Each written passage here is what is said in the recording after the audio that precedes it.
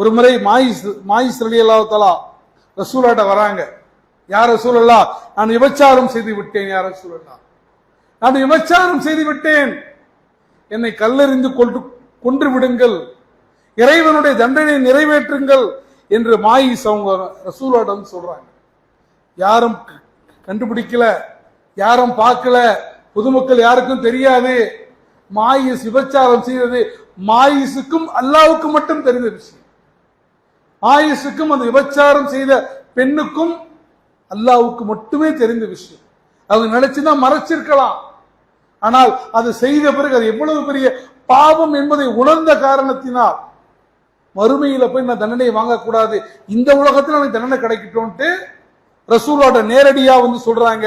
ரசூல் அப்பா அவங்க ஒரு ஆள் மாட்டிட்டான்டா, எப்படியாவது இந்த மாயிசை அசிங்கப்படுத்தணும், எப்படியாவது மாயிசை அவமானப்படுத்த வேண்டும் என்று நினைக்கவில்லை. ஏனென்றால் பெருமானாருக்கு தெரியும் விபச்சாரம் என்பது பாவம்.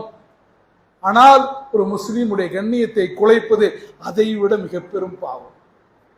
விபச்சாரம் என்பது எப்படி ஒரு பாவமோ, எப்படி ஒரு தீமையோ, ஒரு முஸ்லீமுடைய கண்ணியத்தை அவன் தவறு செஞ்சிருக்கிறான், ஆனா ஒத்துக்கொண்டார், அவருடைய கண்ணியத்தை குலைப்பது பாவம் என்பதை பெருமானார் ஸல்லல்லாஹு அலைஹி வஸல்லம்